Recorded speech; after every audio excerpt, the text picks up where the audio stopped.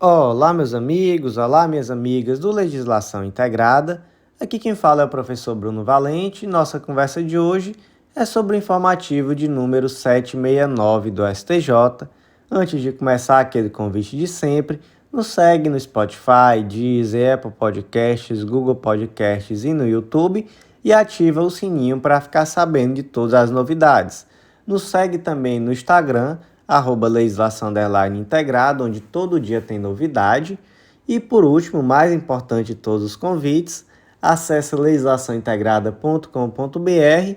Lá você vai conhecer o Clube da Lei, o clube de membros que te dá acesso aos nossos materiais de legislação e jurisprudência e também a mais de 100 planos de leitura focados em carreiras ou em editais específicos. Tudo o que você precisa, gente, é assinatura única para todas as carreiras, todos os editais, um estudo completo, atualizado, organizado, enfim, tudo o que você precisa para dar esse passo adiante rumo à sua aprovação. E, gente, nos acompanha nas redes sociais, que o nosso novo curso de organização de estudos está quase pronto, quase pronto. Tudo indica que talvez ainda em abril, se não primeira quinzena de maio, teremos o lançamento com uma oportunidade super especial. Então, com certeza, agora vamos te ajudar em todas as fases do teu estudo, não só mais em lei seca e jurisprudência. Sem mais delongas, vamos para o primeiro julgado do dia, que é da primeira turma do STJ e foi inserido na Constituição Federal. Destaque da seguinte forma: os servidores que reúnem as condições sob a égide do regime anterior, que no caso é o regramento do artigo 3º da Emenda Constitucional 20 de 98, podem se aposentar, mesmo que seu vínculo com a administração tenha cessado antes do período de aposentadoria.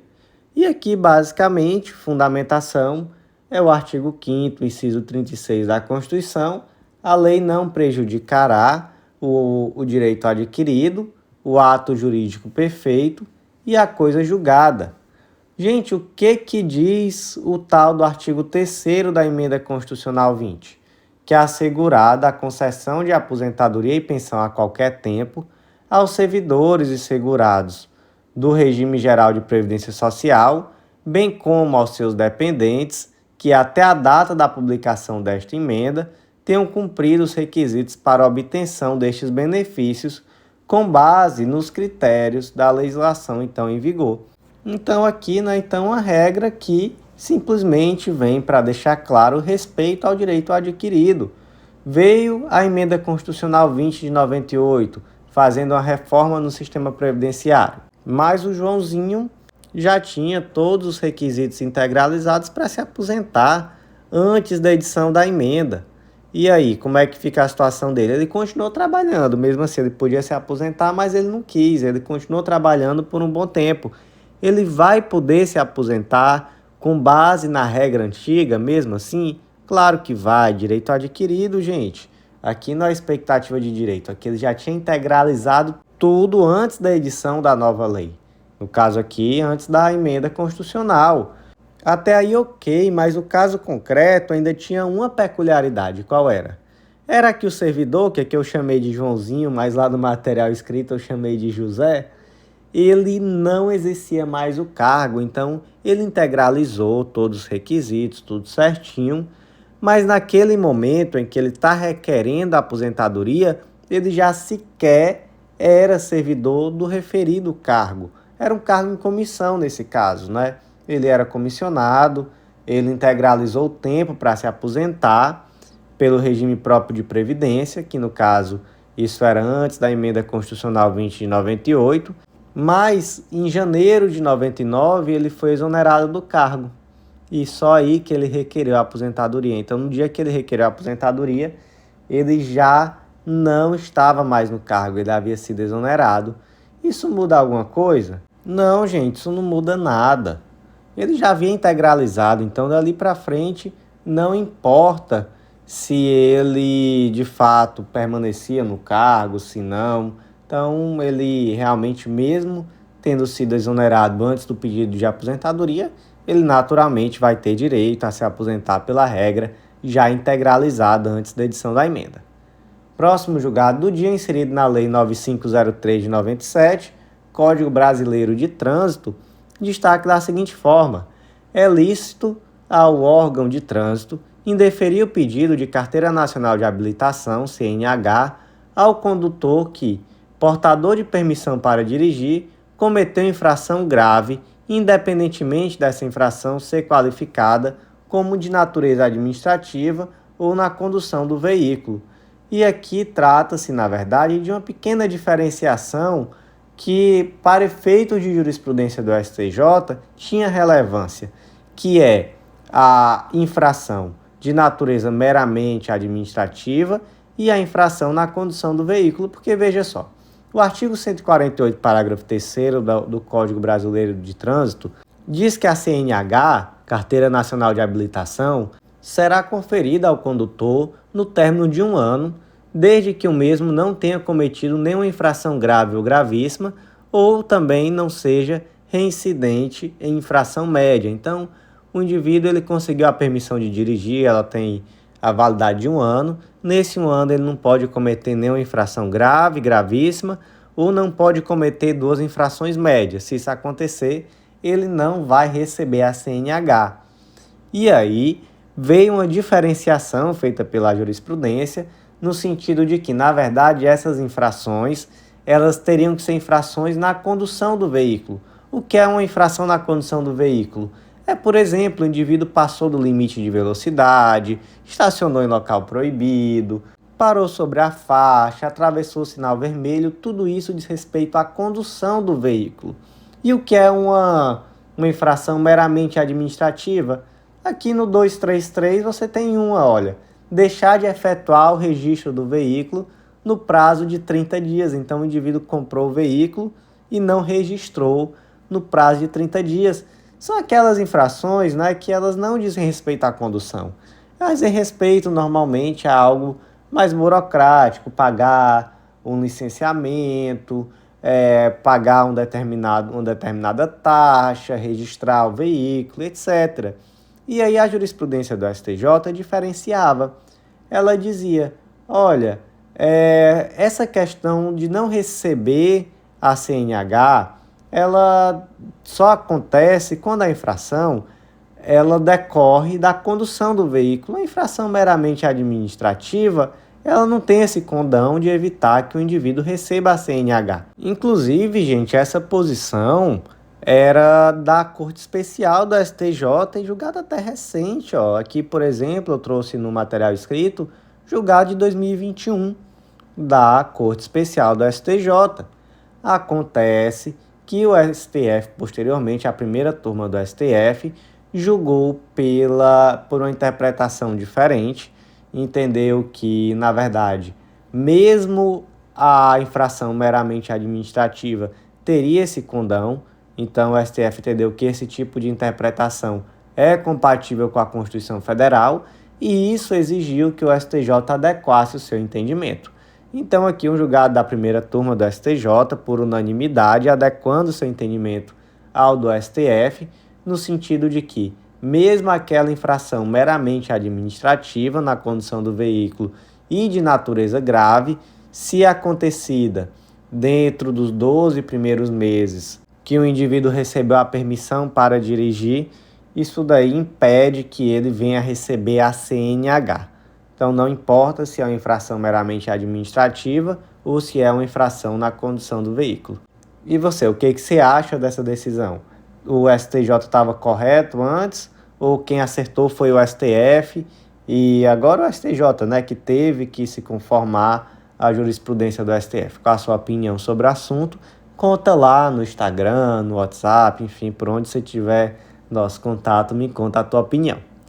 Próximo julgado do dia, inserido na Constituição Federal, destaque da seguinte forma: o artigo 5º, inciso 15 da Constituição da República, prevê a possibilidade de retroatividade da lei penal, sendo cabível extrair-se do dispositivo constitucional princípio implícito do direito sancionatório, segundo o qual a lei mais benéfica retroage no caso de sanções menos graves, como a administrativa. E aí, a aplicação aqui do artigo 5º, inciso 40 da Constituição Federal, a lei penal não retroagirá salvo para beneficiar o réu.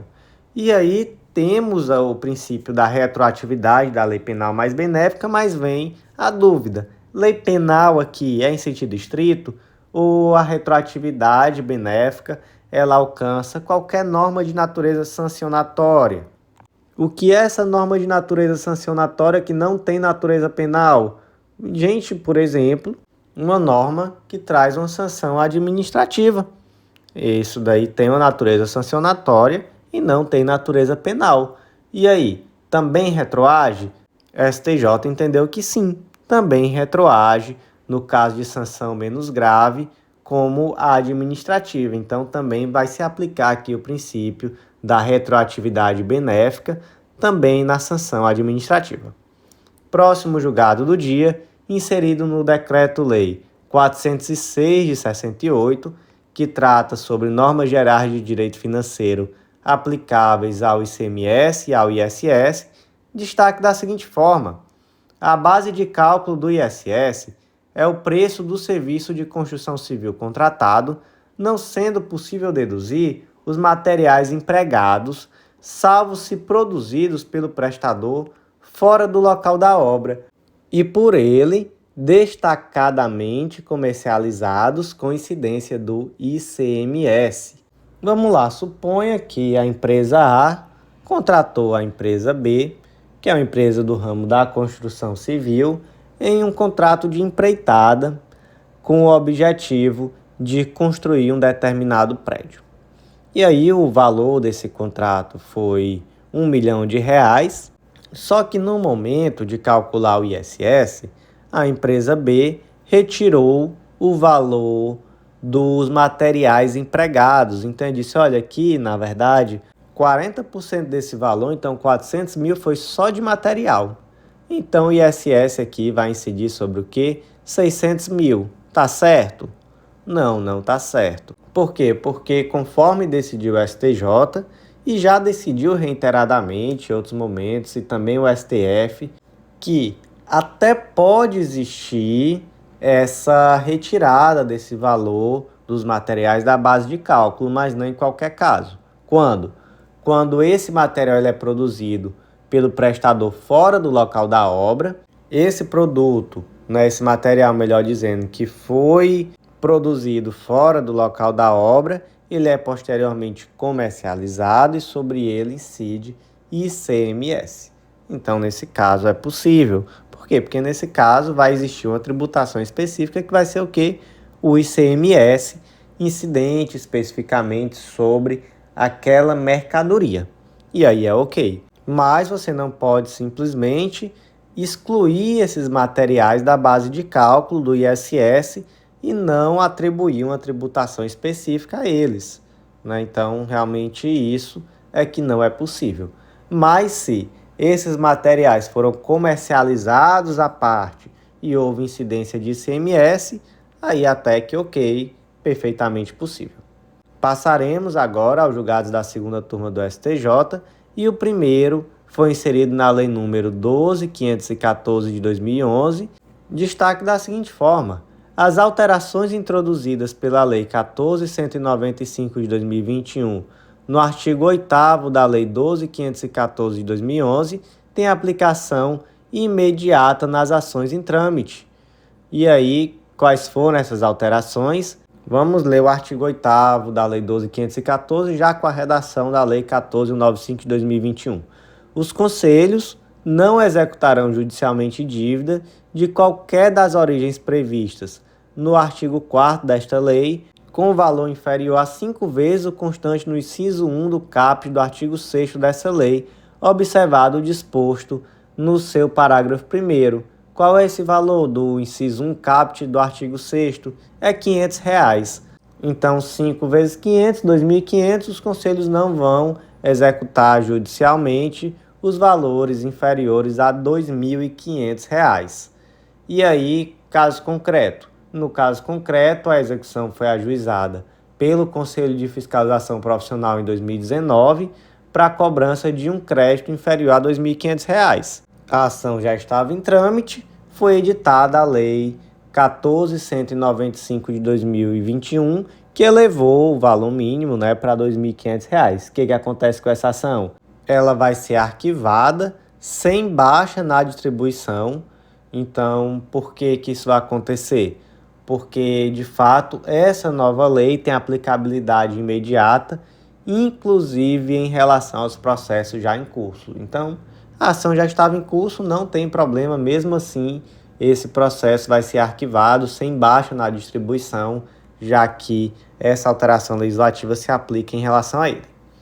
Próximo julgado do dia, inserido no Código Tributário Nacional, destaque da seguinte forma: não incide imposto de renda sobre a compensação pela limitação decorrente da instalação de linhas de alta tensão na propriedade privada, servidão administrativa. O que é essa servidão administrativa? Quando é que ela acontece? Ela acontece quando o poder público intervém no direito de propriedade de um particular e aí ele fixa condições, limites para o seu exercício, mas não priva por completo. Então, um exemplo aqui nesse caso é um indivíduo que tem um terreno, mas por algum motivo o poder público precisou passar fios de alta tensão por essa propriedade privada. E aí o que acontece? Esse indivíduo vai receber algum valor por isso? Ele pode sim receber. Ele pode receber aqui uma espécie de indenizatória, né? Um valor com caráter indenizatório que tem o objetivo de recompor seu patrimônio. Até porque, gente, um terreno que com um monte de fio de alta tensão passando por dentro vale menos do que um terreno que não tem esses fios de alta tensão. De fato, isso acaba importando, né, em uma perda de valor patrimonial do imóvel. Então, essa indenização ela tem o objetivo de quê? Tem o objetivo de recompor o patrimônio.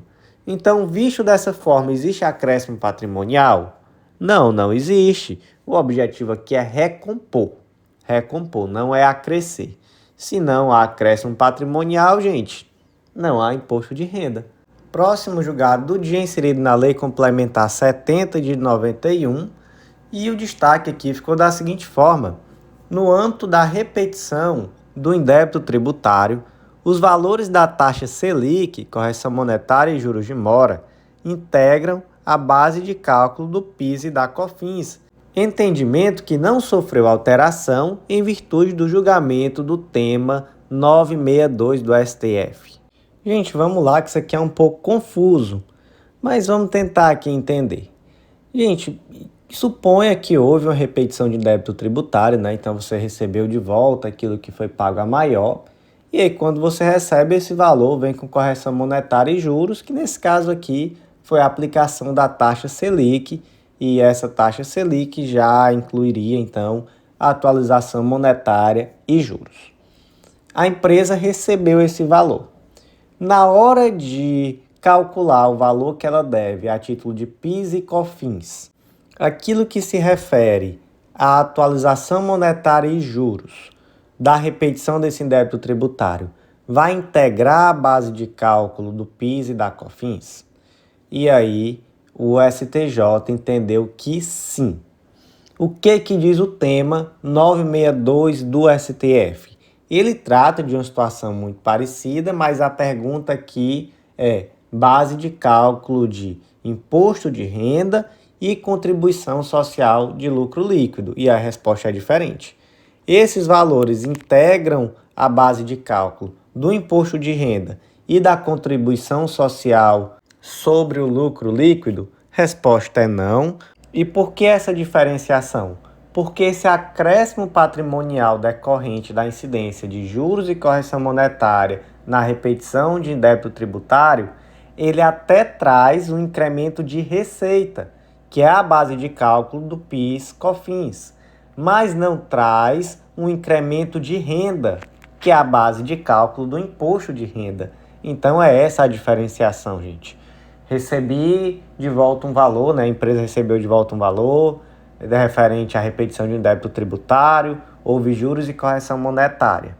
Esse acréscimo decorrente dos juros e correção monetária é um acréscimo de renda? Não. Então não incide imposto de renda nem contribuição social sobre lucro líquido. Mas é um acréscimo de receita? É. Então incide PIS e COFINS. Foi esse o panorama daquilo que foi decidido.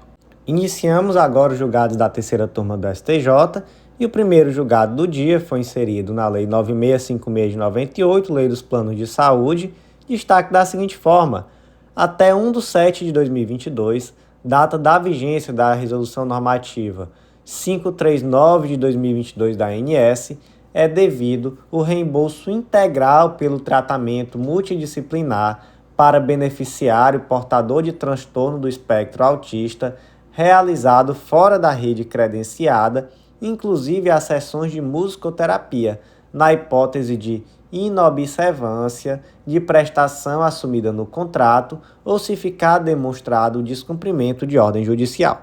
Gente, vamos primeiro para a regra, né? Qual é a regra em relação ao reembolso de despesa médica?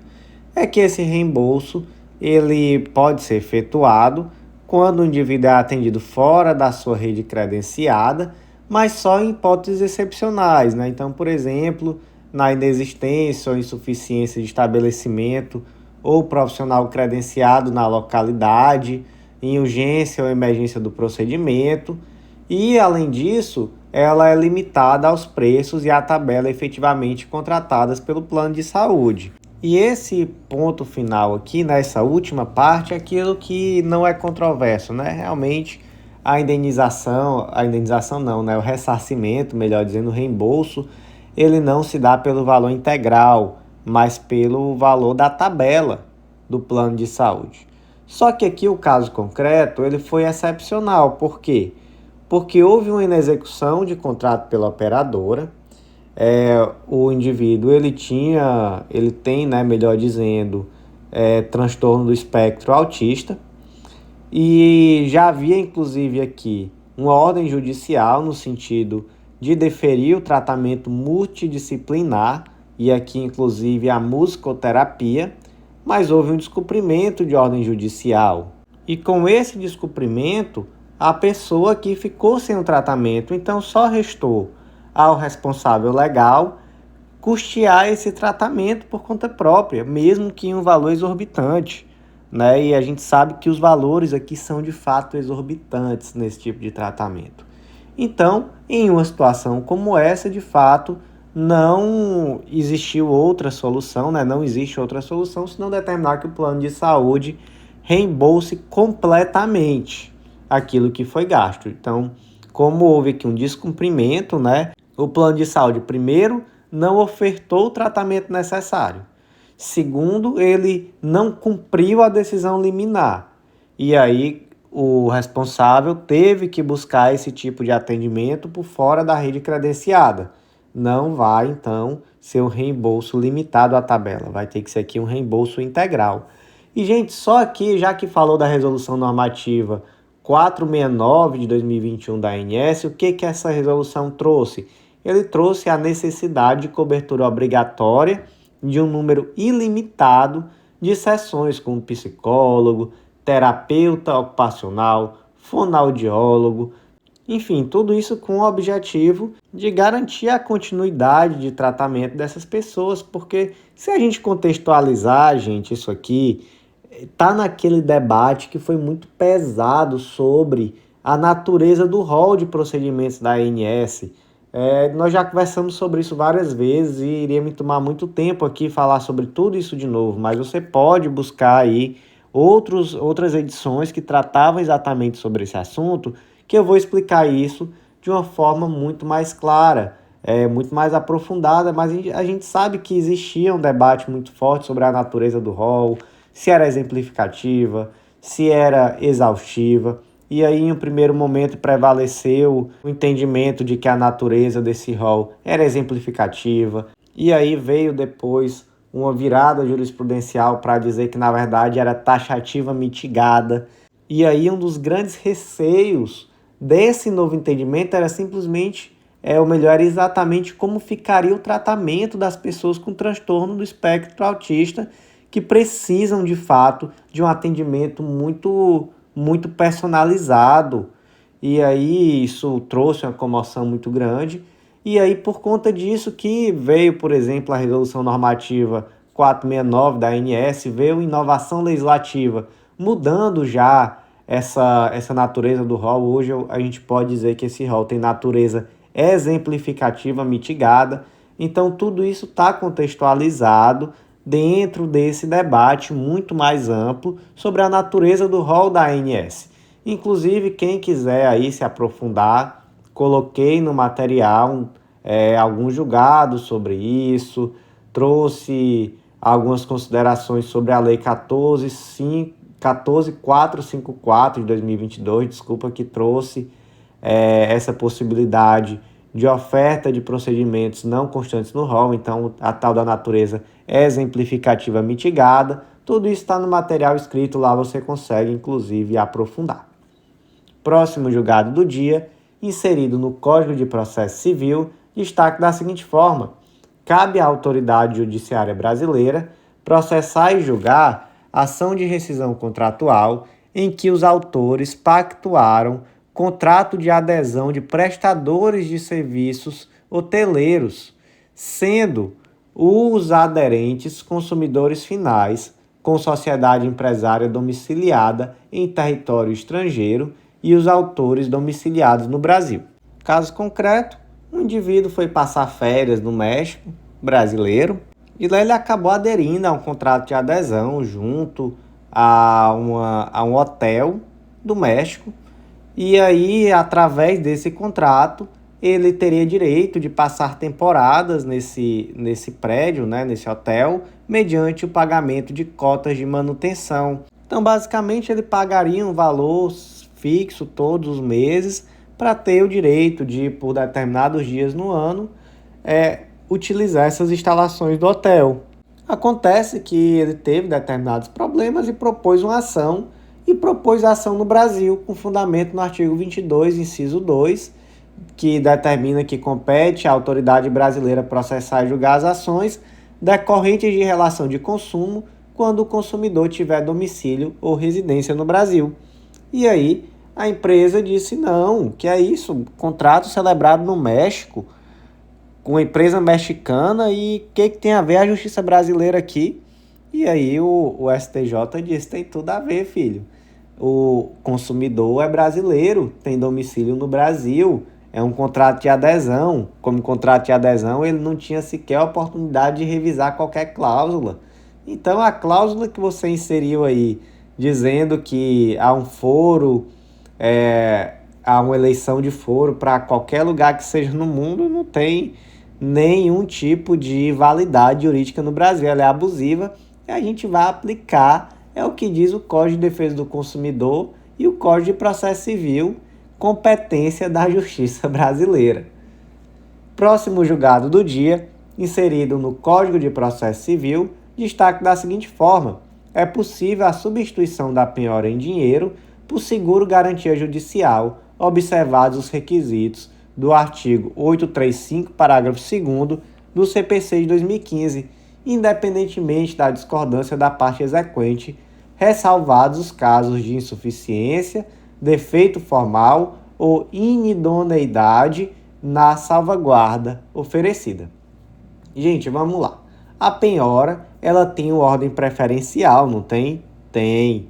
Qual é essa ordem preferencial? Está lá no artigo 835, mas se você for lá, você vai ver que o primeiro item dessa ordem preferencial é dinheiro. Então, se o indivíduo tem dinheiro, nada tem mais liquidez do que isso. Então, você vai lá, penhora esse dinheiro fica penhorado até o fim da ação, até o momento que for útil essa penhora. Acontece que o 835, parágrafo 2º, diz que para fins de substituição da penhora, equipara-se a dinheiro a fiança bancária e o seguro garantia judicial, desde que em valor não inferior ao do débito constante na inicial, acrescido de 30%. Então, é R$100 mil o valor do débito constante na inicial. Eu posso, por exemplo, oferecer um seguro garantia de R$130 mil. Com o objetivo de quê? Com o objetivo de desbloquear o meu patrimônio que está penhorado. Isso daí vai valer muito para o devedor, no sentido de ter seu patrimônio desimpedido, algo que poderia lhe trazer um prejuízo muito maior. Mas aí vem a pergunta: E se o exequente não quiser essa substituição, como é que fica? Exequente aqui não tem que querer nada, gente. A lei determina que é possível. E não existe uma diferença prática para o exequente em relação à fiança bancária. O seguro garantido é o dinheiro. Na prática, quem oferece, quem segura, melhor dizendo, essa garantia judicial é uma instituição financeira que é fiscalizada pela SUSEP, tem todos os elementos para acreditar que essa fiança bancária vai ser honrada. Então, para o exequente, não existe prejuízo. E, gente, vamos diferenciar, tá? O rol traz uma preferência. Então, por exemplo, existe uma preferência de dinheiro em relação a imóveis. Né? Existe, o dinheiro está lá no inciso 1, os imóveis, por exemplo, eu não lembro qual inciso exatamente, eu não estou aqui com a lei aberta, mas está depois. O executado não pode obrigar o exequente a substituir a penhora de dinheiro por um imóvel, de forma alguma. Né? Aí sim tem prejuízo, é muito mais difícil, né? Para você transformar um imóvel em dinheiro, você tem que vender. Olha aí a mão de obra que dá. Já aqui no caso da fiança bancária e do seguro garantia judicial, existe uma equiparação feita pela própria lei, lá no 835, parágrafo 2º. Então, sim, nesse caso é possível a substituição sem necessidade de autorização da outra parte, mesmo que a outra parte venha a questionar. Próximo julgado do dia, inserido na Lei 6404 de 76, Lei das Sociedades Anônimas, destaque da seguinte forma: o silêncio intencional da Lei 11.638 de 2007 afasta a obrigatoriedade de as sociedades limitadas de grande porte publicarem suas demonstrações contábeis. O que diz o artigo 176, parágrafo 1º? A demonstração de cada exercício será publicada com a indicação dos valores correspondentes das demonstrações do exercício anterior. E aí, gente, essa lei 11.638 de 2007, ela afirma que a lei 6404 de 76, que é a lei das SAs, se aplica às sociedades de grande porte, mesmo que sociedades limitadas, mas não há nenhuma menção explícita acerca, né, da necessidade de publicação de demonstração financeira.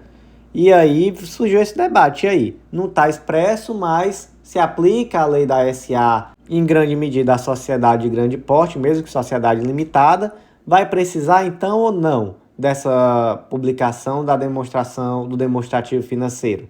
E aí se entendeu que não é necessário e que houve aqui um silêncio eloquente do legislador. Ele não incluiu exatamente porque não é necessário, não é que ele esqueceu, é que de fato ele não incluiu porque não é necessário. Iniciamos agora os julgados da 4ª turma do STJ e o primeiro foi inserido no Decreto-Lei 911 de 69, com destaque da seguinte forma: no procedimento da consolidação da propriedade fiduciária do Decreto-Lei 911 de 69, compete ao credor fiduciário, após consolidar a propriedade decorrente da mora do devedor, o ônus de comprovar a venda do bem e o valor auferido com a alienação. Gente, essa questão do procedimento de consolidação da propriedade fiduciária, aqui no caso de inadimplência, isso aqui tudo está muito bem explicado lá no nosso material. No Código Civil nós temos 2 tabelas, uma tratando sobre a alienação fiduciária de bens móveis e outra tratando da alienação fiduciária de bens imóveis. E aqui, né, a gente está no âmbito do Decreto-Lei 911, então, no caso aqui, trata-se de alienação fiduciária de bens móveis. Então, por exemplo, aqui é aquela alienação fiduciária de um veículo, né, para a gente poder ir aqui naquilo que é mais comum. Então, todo esse procedimento está lá bem explicadinho, mas aqui eu quero conversar só sobre um ponto específico. Imagina que o Joãozinho ele adquiriu um veículo com alienação fiduciária. Quando foi lá pela metade, ele parou de pagar as prestações, então a instituição financeira ela consolidou a propriedade fiduciária em seu nome, né? Primeiro ela prendeu o veículo, ela consolidou, e aí ela vai vender esse veículo e ao final ela vai apurar aquele valor que foi vendido Desse valor ela vai retirar sua parte e se sobrar alguma coisa, depois de quitada a dívida, ela tem que devolver ao Joãozinho. Não é assim que funciona? É assim que funciona. Só que aí vem a pergunta, de quem é o ônus de comprovar o valor da venda do bem e o valor auferido com essa alienação? É de quem, gente? Eu acho que aqui faz até sentido, né, você imaginar que é de quem vendeu. Quem foi que vendeu? Quem vendeu esse bem foi o credor da alienação fiduciária, foi a instituição financeira. Então a instituição financeira, ela foi até lá, ela apreendeu o bem, ela vendeu esse bem, então cabe a ela, de fato, demonstrar qual foi o valor da alienação, cabe a ela demonstrar se sobrou ou não algum determinado valor. Esse ônus não é do devedor. Esse ônus é do credor fiduciário, porque é ele que faz todo esse procedimento. Então, esse julgado aqui foi exatamente nesse sentido. Próximo julgado do dia, inserido no Código de Defesa do Consumidor, destaque da seguinte forma: o excesso de velocidade e a não utilização do cinto de segurança em acidente automobilístico com resultado morte são elementos que conduzem ao reconhecimento da culpa concorrente da vítima. Então, vamos lá. Aqui a questão, né, é tratar de culpa concorrente e culpa exclusiva, como foi o caso concreto. O indivíduo estava dirigindo em alta velocidade sem cinto de segurança, até aí todo errado, né, infelizmente, mas acontece que, enquanto ele dirigia, subitamente o pneu dele esvaziou. E aí, de fato, um defeito, né, um defeito do veículo. E esse súbito esvaziamento do pneu levou ao capotamento. Mas levou sozinho? Não, não levou sozinho. Por quê? Porque o fato dele estar em alta velocidade, velocidade muito acima da permitida na via, contribuiu para que existisse o fato do acidente. E por outro lado, o fato dele estar sem cinto de segurança contribuiu para o resultado. Qual foi o resultado? A morte. Talvez se ele tivesse com cinto de segurança, ele não tivesse morrido. Talvez se ele tivesse em velocidade normal, regular, esse acidente não tivesse acontecido, mesmo com o súbito esvaziamento do pneu dianteiro. Não é isso? É. E aí, como é que fica a responsabilidade, aqui nesse caso concreto, da fabricante e da importadora do veículo frente a isso? Gente, a responsabilidade é atenuada. Por que que ela é só atenuada? Porque lá no artigo 12, parágrafo 3º do Código de Defesa do Consumidor, você vai verificar que o fabricante, o construtor, produtor ou importador só não será responsabilizado quando provar que não colocou o produto no mercado, que embora haja colocado o produto no mercado, o defeito não existe, ou a culpa exclusiva do consumidor de terceiro. Então verificou-se uma culpa exclusiva, existe aqui uma exclusão da responsabilidade. Aqui houve culpa exclusiva do consumidor de terceiro? Não. Mas aqui a gente pode dizer, de fato, que existiu uma culpa concorrente. Então, a culpa concorrente, ela não exclui a responsabilidade, mas ela atenua. Então, de fato, aqui a indenização vai ser reduzida em virtude da existência de uma culpa concorrente. Próximo julgado do dia, inserido na Lei 9279 de 96, Lei da Propriedade Industrial, destaque da seguinte forma: marcas compostas por elementos descritivos, evocativos ou sugestivos podem ser obrigadas a coexistir com outras de denominação semelhante. Gente, o ponto aqui principal é que o artigo 124, inciso 6º, diz que não são registráveis como marcas os sinais de caráter genérico, necessário, comum, vulgar ou simplesmente descritivo, quando tiver relação com produto ou serviço a distinguir, aquele empregado comumente para designar uma característica do produto ou serviço, quanto à sua natureza, nacionalidade, peso, valor, qualidade e época de produção ou de prestação de serviço, salvo quando revestidos de suficiente forma distintiva. E aqui é o ponto, né? Suficiente forma distintiva. O termo tem distintividade suficiente para poder ser registrável? Às vezes não. E o caso concreto aqui foi um litígio do Extra, que todo mundo conhece, inclusive Extra Supermercados, enfim, do Extra, com uma empresa chamada Extra Bom e também a Extra Bom Supermercados. E o Extra queria impedir a utilização dessa marca Extra Bom e Extra Bom Supermercado, dizendo que isso traria uma confusão ao consumidor, um aproveitamento parasitário, já que a marca Extra era uma marca notória no ramo de supermercado, e é mesmo uma marca notória. Mas faz sentido isso? Faz sentido esse pedido? Gente, não faz, tá? Não faz, e aqui a gente entra exatamente nessa questão de ser da palavra extra, ser um elemento descritivo. Então, extra é algo que é extraordinário, que vai além das expectativas. Então, se trata aqui de algo desprovido de originalidade, né? Não há como uma pessoa ou uma empresa se apropriar do termo. E, gente, nesses casos aqui, você vai, na verdade, verificar é o tal do conjunto imagem, né? Tem um nome em inglês para isso, não tem? É o tal do trade dress, né? A roupagem da marca. Então, você não vai ver só o nome extra. Você vai verificar se a outra marca, né? No caso, o Extra Bom Supermercados, está usando uma logomarca muito parecida, usando as mesmas cores, se é uma situação que, de fato, perante o homem médio, consegue confundir, associar as marcas. E, gente, eu naturalmente fui olhar, né, a logomarca do Extra Bom e não, viu, Extra, de fato, me parece mais uma daquelas ações que essas grandes empresas propõem em face de empresas menores, sem muito embasamento e com o objetivo muito mais de causar uma espécie de assédio processual. Infelizmente isso é muito comum, não é a primeira, a segunda, nem a terceira vez, inclusive, que eu comento casos assim em podcasts aqui, né? Então isso chega até mesmo ao STF, que é a STJ, com uma frequência muito grande.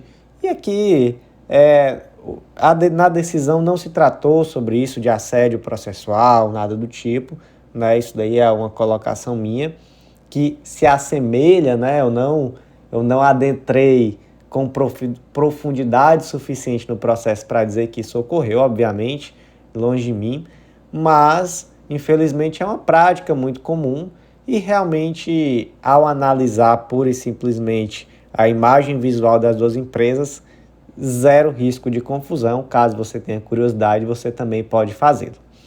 Próximo julgado do dia, inserido no Código de Processo Civil, destaque da seguinte forma: sempre que a apreciação do excesso de execução ou da inexigibilidade da obrigação exigir dilação probatória que vá além do simples documento, a observância do procedimento da ação incidental de embargos se tornará obrigatória.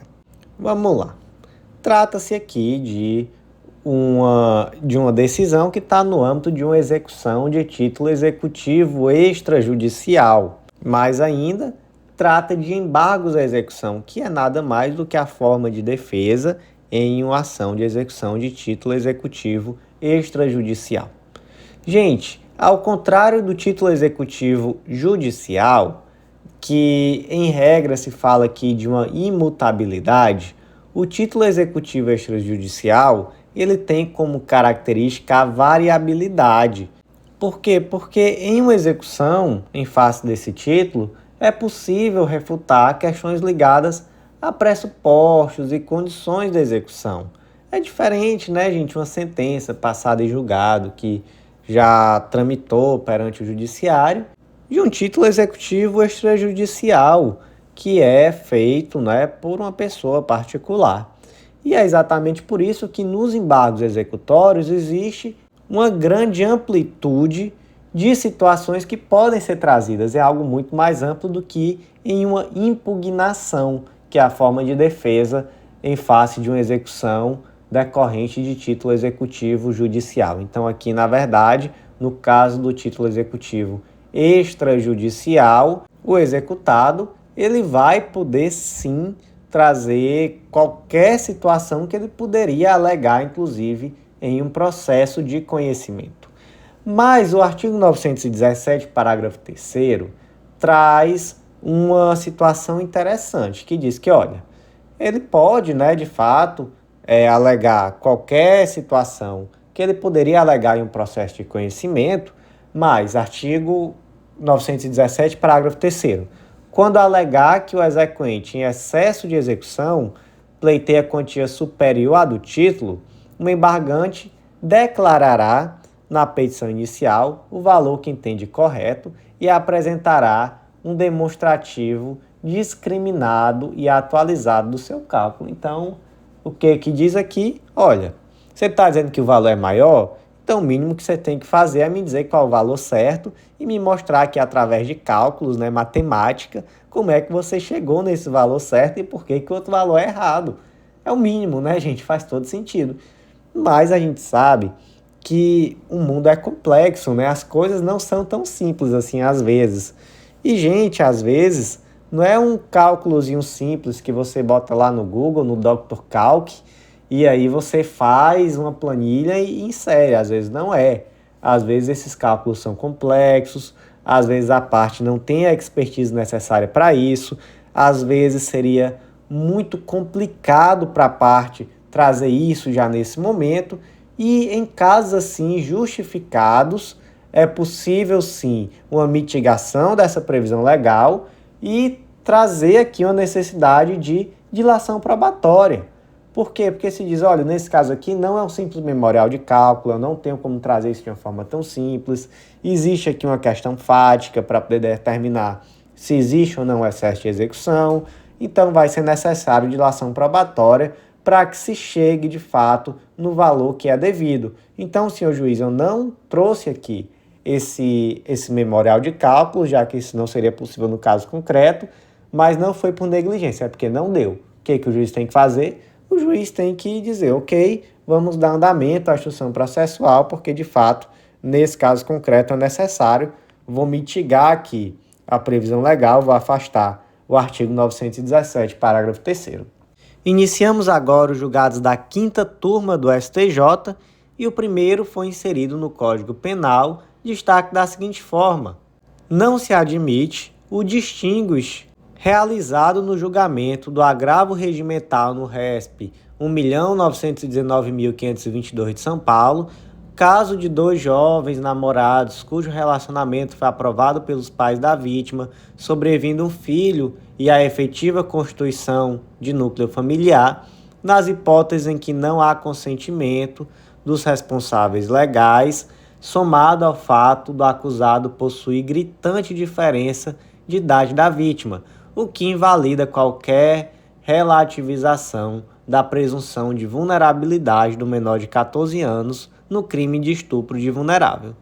Gente, vamos lá, estupro de vulnerável, está lá no artigo 217-A do Código Penal, ter conjunção carnal ou praticar outro ato libidinoso com menor de 14 anos. O indivíduo tem menos de 14 anos, então, portanto, tem até 13 anos de idade.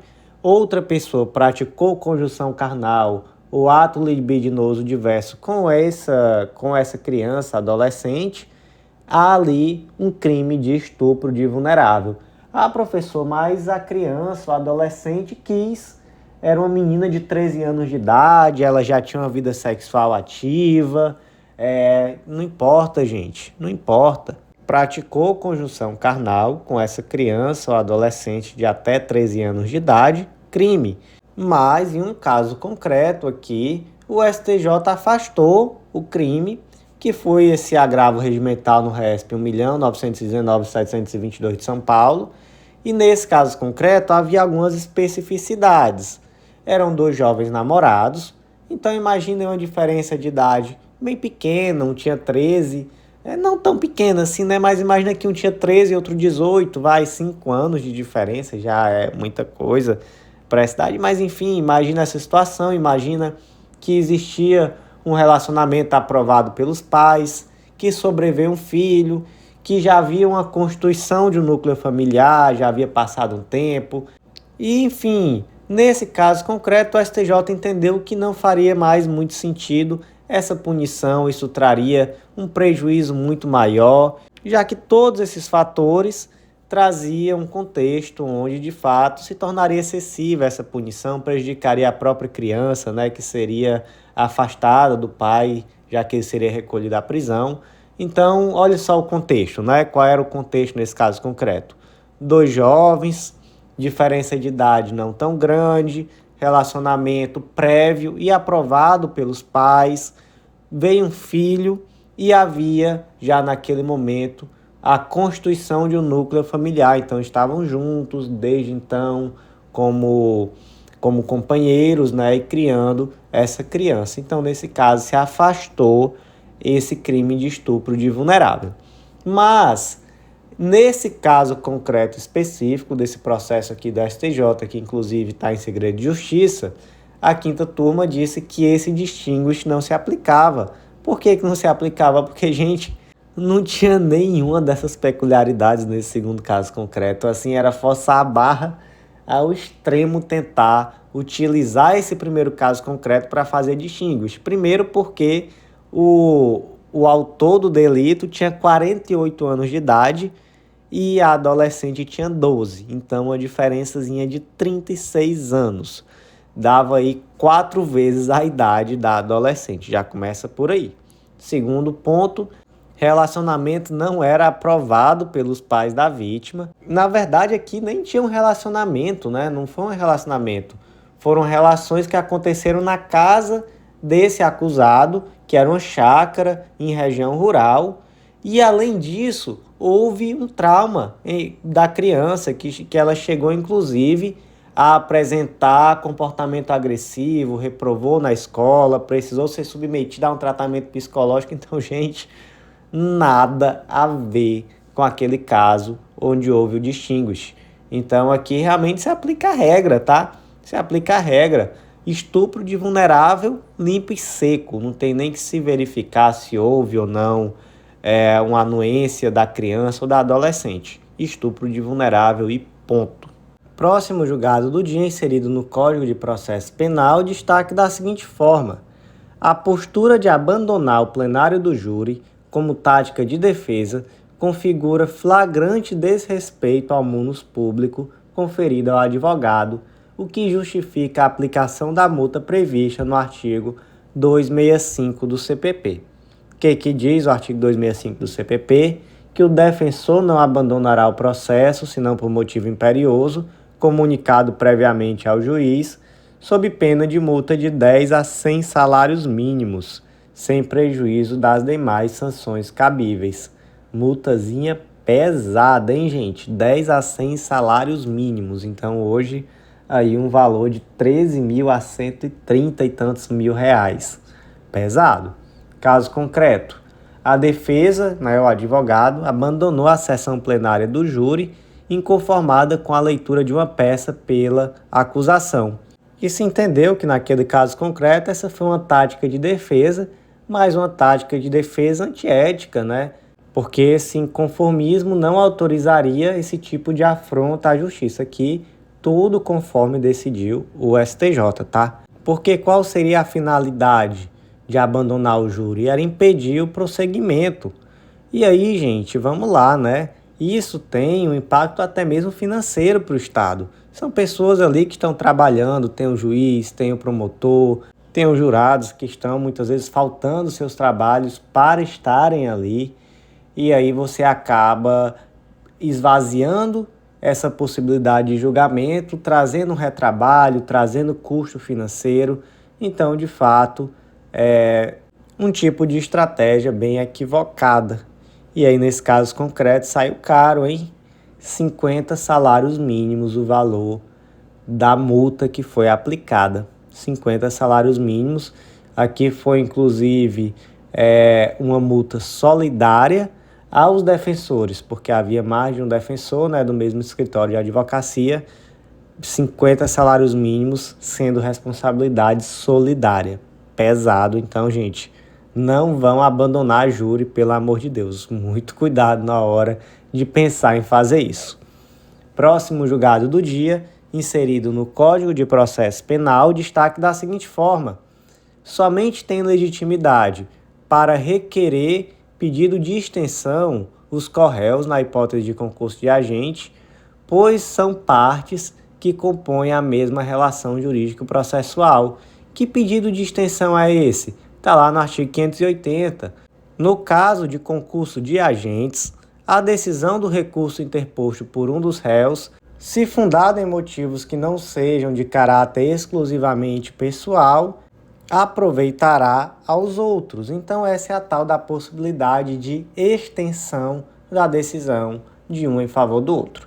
E o caso concreto? O caso concreto, havia José e Francisco, digamos assim, só para a gente nomear as pessoas.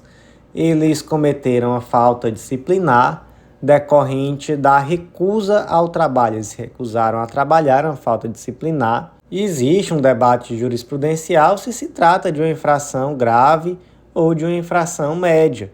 Existe esse debate na jurisprudência. Acontece que inicialmente se entendeu que era uma falta grave, e aí o José impetrou habeas corpus, e nesse habeas corpus ele conseguiu o reconhecimento de que na verdade se tratava de uma infração média. O Francisco, que não tinha nada a ver com a história, que inclusive era em outra ação, outro habeas corpus, enfim, outra relação jurídico-processual, requereu a extensão dessa decisão com base no artigo 580 do Código de Processo Penal. É assim que funciona, gente? Não é assim que funciona, né? As duas partes, para que haja esse pedido de extensão, elas devem de fato integrar a mesma relação jurídico-processual, deve-se demonstrar que são fatos exatamente idênticos, e aqui não há como se fazer isso, né? Aqui, na verdade, ele até pode se utilizar dessa decisão como uma jurisprudência, né? Que vai ter ali um efeito argumentativo, mas nem de longe utilizar de um dispositivo legal para requerer a extensão de uma decisão de outro processo para ele. E não é assim que funciona, né? Se fosse, seria muito simples, era só selecionar processos que têm decisões favoráveis e requerer a extensão. A função da advogado seria muito mais simples de fato, bastava selecionar sempre o processo certo.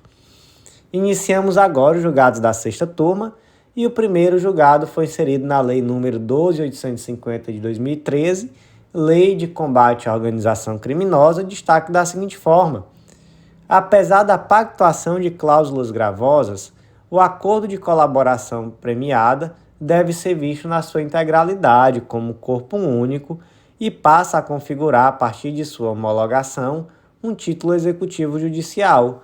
Gente, rapidamente aqui, acordo de colaboração premiada está no artigo 3A da Lei 12.850, natureza jurídica. É um meio para a obtenção de provas, é um negócio jurídico processual e, portanto, bilateral, onde determina-se de comum acordo quais serão as medidas aplicadas e quais serão os benefícios decorrentes desse acordo. Tá bom, caso concreto. O acordo celebrado no caso concreto foi assim, ó. O indivíduo ia ser processado, denunciado, mas ele ia ter uma pena de até 10 anos, e essa pena ela seria substituída por 90 dias de prisão em regime fechado, 12 meses de prisão domiciliar, sem monitoramento eletrônico e prestação de serviço à comunidade por 18 meses. Então, já foi ali um acordo que trouxe uma cláusula gravosa, né? Claro, em alguma medida, mas que já estabeleceu certinho, ó, pena de até 10 anos, a depender do caso concreto, você vai ser julgado normal, mas no máximo você vai pegar 10 anos e você já vai cumprir dessa forma aqui que está estabelecido.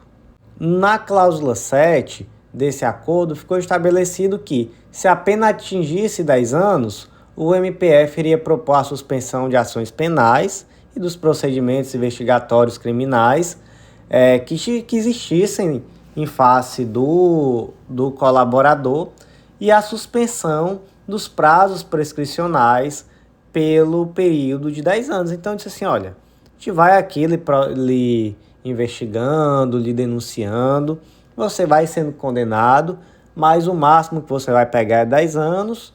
E se chegar um momento que você já pegou essa pena de 10 anos, o restante dos inquéritos vai tudo ficar suspenso e vai ficar suspenso sem correr prazo prescricional por até 10 anos, tá? Então, se você fizer alguma besteira nesse meio período, as investigações voltam, as ações penais voltam, e se não tiver ocorrido prescrição, tudo continua. E aí, posteriormente, esse indivíduo que foi beneficiado pela colaboração premiada questionou, né, melhor dizendo, judicialmente essa cláusula, dizendo que não seria possível esse período de 10 anos, onde os prazos ficariam suspensos. Enfim, é possível esse tipo de questionamento, né? O judiciário aceitou esse questionamento? Não aceitou. O judiciário, ao contrário, entendeu que essa pactuação ela deve ser lida como um todo, né? A colaboração premiada deve ser vista em sua integralidade e que esse tipo de cláusula ele tem um objetivo muito claro de compelir, né, digamos assim, o indivíduo a cumprir o acordo e a se manter sem nenhum tipo de deslize durante o período da pena. Então, perfeitamente possível, nenhum problema. Próximo julgado do dia inserido no Código de Processo Penal, que é também, viu gente, o último julgado do dia, e o destaque ficou da seguinte forma: por constituir um poder-dever do Ministério Público, o não oferecimento tempestivo do acordo de não persecução penal, desacompanhado de motivação idônea, constitui nulidade absoluta. Gente, isso aqui é uma tese defensiva massa. Esse tipo de decisão aqui deixa a galera do Ministério Público tremendo e o pessoal que tem sangue verde, que é a Defensoria Pública, fica tremendo, mas é de felicidade. Aqui, decisão muito boa em termos de tese defensiva. Por quê? Porque, gente, o acordo de não persecução penal, ele não é uma obrigação por parte do Ministério Público. O Ministério Público não é obrigado a propor acordo de não persecução penal e o Judiciário também não pode obrigar o Ministério Público a propor. Mas vamos lá, ele não é obrigado, mas não é ao bel prazer. Se o Ministério Público não quiser oferecer o acordo de não persecução penal, ele tem que justificar. Olha, eu não estou oferecendo por isso, por isso e por isso. Objetivamente, até que esse indivíduo aqui tem os requisitos, mas eu entendo que não é suficiente, necessário para a reprovação e prevenção do crime, por tal motivo, tal motivo e tal motivo. E aí ele deixa de apresentar. Se ele simplesmente não apresenta e ignora, aí pode-se estar diante de uma nulidade. E no caso concreto, gente, por que foi que o Ministério Público deixou de apresentar? Vamos ler o 24A primeiro. Não sendo caso de arquivamento e tendo o investigado confessado formal e circunstancialmente a prática da infração penal, então tem que ter confissão formal e circunstanciada pelo texto da lei, sem violência ou grave ameaça, com pena mínima inferior a 4 anos, o Ministério Público poderá propor acordo de não persecução penal, desde que necessário e suficiente para a prevenção e reprovação do crime, mediante as condições ajustadas cumulativa e alternativamente. Aí vem todas as condições que são possíveis de serem ajustadas, cumulativa ou alternativamente, né? No caso concreto, por que o Ministério Público não ofereceu acordo de não persecução penal? Não ofereceu porque não houve a tal da confissão formal e circunstanciada.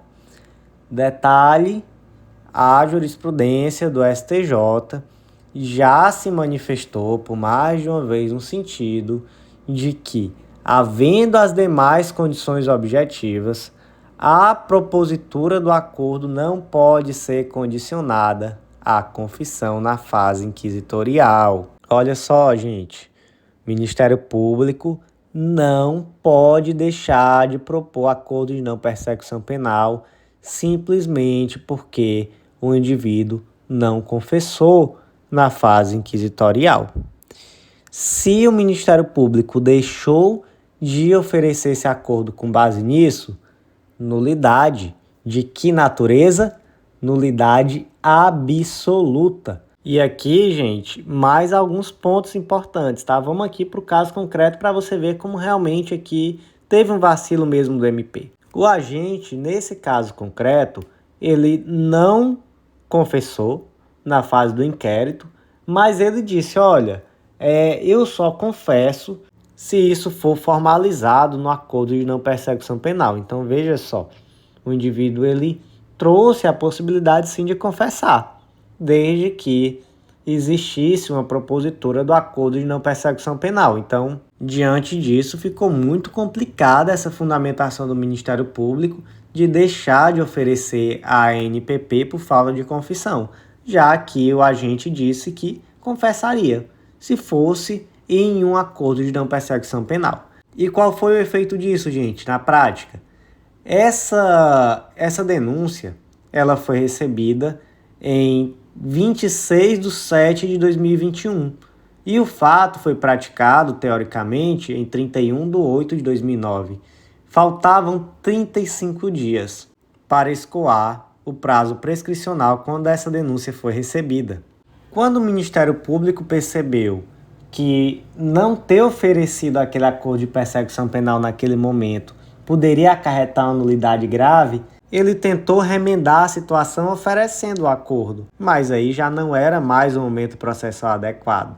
Então o efeito, na verdade, aqui foi a nulidade de todo o processo, a partir do oferecimento da denúncia. Como isso aconteceu, acabou que ocorreu aqui uma prescrição. Então, veja só a gravidade desse não oferecimento do acordo de não persecução penal no momento oportuno. Então, MP, muito cuidado quando deixar de oferecer acordo de não persecução penal simplesmente pela ausência de confissão. Porque, veja só, esse requisito da NPP de necessitar de confissão formal e circunstanciada já é extremamente questionável. Quem é de defensoria pública, por exemplo, tem que sustentar sempre a inconstitucionalidade desse dispositivo, mas mesmo que você entenda que esse dispositivo é constitucional, não existe a necessidade dessa confissão acontecer durante a fase de inquérito. Essa confissão pode perfeitamente acontecer depois que o Ministério Público oferece o acordo de não persecução penal. Então, o Ministério Público ofereceu, o indivíduo até então não tinha confessado, mas ele pode naquele momento confessar. Pode, não pode? Então, MP deixar de oferecer por causa disso, olha aí que a nulidade está nascendo. E a gente viu aqui que a nulidade, nesse caso concreto, anulou todo o processo desde o oferecimento da denúncia. Então, impacto aqui gravíssimo. E, gente, por hoje foi isso. Agradeço a você que ouviu até o final. Faço de novo aquele convite. Acesse legislaçãointegrada.com.br. Vem conhecer o Clube da Lei e nos acompanha nas redes sociais para ficar sabendo do lançamento do nosso novo curso, que com certeza vai te ajudar demais em todas as fases e etapas do teu estudo para concurso público. Vem que eu te aguardo. Até lá!